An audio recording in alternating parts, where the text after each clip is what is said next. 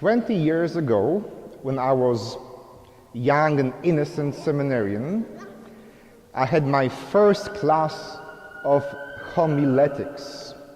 Homiletics is an art of preaching, how to preach good sermons. And at this very first class, my professor back in Poland brought a notebook, not unlike this one, and said, next to the Bible, this is your most important thing in life. You have to take notes as you prepare your sermons. Write down your impressions, your thoughts when you wake up in the morning. Write down what God spoke to you when you slept. Write down after you get an idea when you shave and shower. Put those things in paper because I guarantee you will forget them 5 minutes later. Well, he was right in many ways. I do forget many things, probably 4 or 2 minutes later, but let's be honest, who is using paper and pencil nowadays, right? We usually type things on our smartphones or do other things to remember what we should do or what I should preach about. But this was 20 years ago. No iPhones, no laptops yet, at least not back in Poland, and life was different. Simple, perhaps, but very different.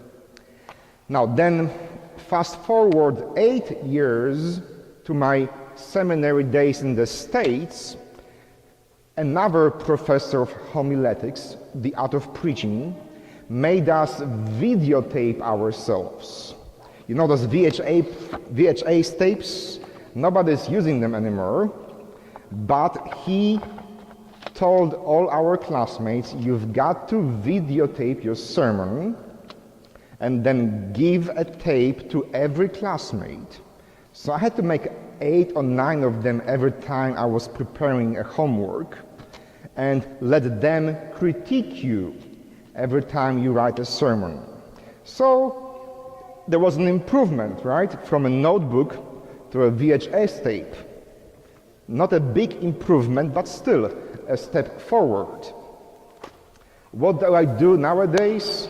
Of course, I could not live without my laptop as I research my sermons, do background check on the Gospel of John, on Revelation. I see what other preachers have said before me on the subject, and without the internet, without my laptop, I would be lost.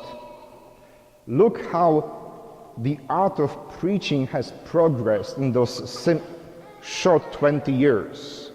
I have moved from pencil and notebook to a VHS tape. Now we are YouTubing my sermons every Sunday. I research them on my laptop for a week beforehand. Life is different, isn't it? But it doesn't mean that we should get rid of the good old notebook and pencil, right? What happens if all of a sudden we live in the Walking Dead reality and there is no more power, there is no more electricity, your cell phones, your laptops are no good? Paper and pencil will come handy. Now, if my first professor came here and told me, Marek, you are doing this wrong. You are not using paper and pencil. You have to use paper and pencil. Well, if he was alive, he probably would have said so. But what would I answer him? What would you answer him? Do I have to use paper and pencil 20 years later? I can. Do I have to? Probably not. I can do as good of a job on my good old Apple laptop than I did with my paper and pencil. We have moved forward. For the sake of the quality of my preaching, it's good that I use my laptop, right? It's good that we don't give our shut-ins VHS tapes, but we send them a link to our YouTube website. It's good that things have progressed. And yet, this is the very situation we encounter in today's first reading. The book of the Acts of the Apostles is the story of the early church. And as you know, there are two main characters in the first 30, 40 years of Christianity. There is Paul, known as Saul beforehand, and on the other hand there is Peter and his circle of friends, James, Judas, and others. Paul is preaching the gospel to everybody he meets, to Jews and non-Jews alike. Paul is preaching the gospel to Gentiles, to people who are citizens of Rome, to people who speak Greek, to people who don't know anything about Jewish traditions. Now, Peter and James, they still see themselves as good Jews. They believe in Jesus, but it doesn't stop them from being good, practicing Jews. And when Peter and James learn that Paul is allowing Gentiles to be the followers of Jesus without being circumcised first, all the shit breaks loose. How dare you bring people to our comfortable private club without having them circumcised first? It would be polite, dear Paul, if you asked our opinion beforehand. We would appreciate if you respect our authority, if you look into many published works on this subject beforehand. Well, Paul didn't. Paul told the people who wanted to follow Jesus that they can use their laptops without using pencils and VHS tapes. Paul said, you know what? Circumcision was good for the Jews. But because you are not Jewish, because you live in a different culture, in different circumstances, you don't need to be circumcised in order to be a good follower of Jesus. And that was extremely controversial issue. At this point, most of the apostles of Jesus, those who are alive, they continue to think of themselves as good practicing Jews. Paul was the only one who was pushing the envelope, who was spreading the church to parts unknown. And finally, in the year 50 AD, Paul and his opposition movement, and James, Peter, and the Jerusalem group of disciples convey a meeting. They say, let's solve this issue once for all. Let's decide whether or not you've got to be circumcised in order to be follower of Jesus, or you can be uncircumcised if you want to be a Christian. So the book of the Acts doesn't say how did the vote go, yea or nay, but it says who won at the end. Paul's fraction prevailed in the battle. They got majority of the votes, and today's first reading presents us with the decree, what historians oftentimes called the Council of Jerusalem, AD 50. In a Catholic world, we think of this meeting as the very first ecumenical council, as the very first time people from different churches, from different areas have met to discuss their disagreements and to develop something of a middle road solution. At the decree of the Council of Jerusalem, they told everybody not to worry about circumcision. You can be a follower of Jesus without being circumcised, without following this fundamental Jewish rule. But they didn't say, forget everything else as well. They said, perhaps to buy the votes on the right, they said, you know what? You should eat kosher food. If you look closely into the first reading, it says, avoid any food of the animals with blood in them, which means follow the kosher recipes.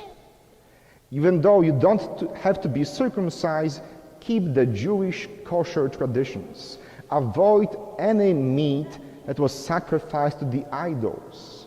Again, another tip of the hat to Peter and James' party. Be in this way kind of like Jewish diet or Jewish light. Don't be all the way Jewish, but be somewhat Jewish. So keep your paper and pencil just in case. It's okay if you want to use your laptop, but out of respect for our Jewish roots, keep your paper and pencil. Basically what they did, they found a compromise. They settled in the middle ground to say, you are right, Paul, and you, Peter and James, are somewhat right as well. They tried to make both camps happy. Now, if you talk to a politician, they will tell you, compromise is a dirty word. I will never compromise if I win this seat, right? I will be man of my convictions, zero compromises. If you have been married for more than 2 days, you know that compromise is not a dirty word. Am I correct? If you date someone for more than 24 hours, you know that compromise is not a dirty word. Compromise is a recipe how to live your life happily. Without compromising with your spouse, with your boyfriend, with your girlfriend, there is no way you can survive any kind of a relationship. You can never be always right. Unless you are single Polish man, then yes. But if you want to be in any kind of relationship, you've got to learn how to find the middle of the road, how to find the middle ground, how to make her happy and still get what you want, how to make him think that he is the boss. Oh, of course, my dear husband, you make all the decisions, but I will get what I want anyway. This is life. We never get what we want at any price all the time. We have to learn how to make both sides of the argument happy and content with the final result. And the same can be said about our faith. In the gospel today, Jesus says, I will send you another advocate, paraclete in Greek. And this advocate, the Holy Spirit, will teach you everything and will remind you everything that I have told you. Two things: will teach you new things, will tell you what I had no time to tell you, and will remind you what I have told you so far. And the church has always lived balancing between moving forward and respecting and appreciating what we have in our history and tradition. The Spirit continues to push the envelope further and further forward. But because we are Catholics, we always keep the pencil and the notebook and the VHS tape handy because that's where we came from. Perhaps we don't use them every day anymore. Perhaps we don't depend on those things as much as we did in the past, but we keep them because they remind us of who we are, of what is our identity. The beautiful history of the Catholic Church consists of these two forces going at the same time in two directions. We always find and look new ways of being the followers of Jesus. We look for new ways of inviting another Gentiles into our community. We find new ways of inviting new people to be disciples of Christ. And at the same time, as we invite them in, we tell them, you know what, we have a beautiful and rich history. We are living in a time unlike any other because we have two popes. You know that, right? Pope Benedict is still alive. He's doing fine as far as I know. And Pope Francis is also alive and doing well. And as I listen to both of them, sometimes I have this impression that Francis plays the character of Paul, and Benedict sometimes votes for Peter and James. It's a really interesting moment in the Catholic history for the first time ever to have two validly elected popes at the same time with two different visions of where the church should go. If you listen to Pope Benedict, if you read his writings, he is very much, it's all about pencil and notebook. It's pencil and paper. God forbid you are heretic if you use these Apple computers. Don't touch any iPhones. You will go to hell. This is Pope Benedict. Now, here comes Pope Francis and says, well, even if you use these damn Apple computers, there is room for you in our church. Because the church has to find new ways to speak to people in the 21st century. And once again, we are witnessing this amazing dynamic from the first century. Once again, we are at this threshold in Christian history, and there are two camps, two movements. One force wants to go forward as fast as possible, and the other side of the world says, not a single step forward. As a matter of fact, let's move two steps backwards. And if I know Christian life well enough, my guess will be we will find a compromise. Eventually, there will be a time when those two camps will sit together and say, you know what, being Catholic means finding the middle ground.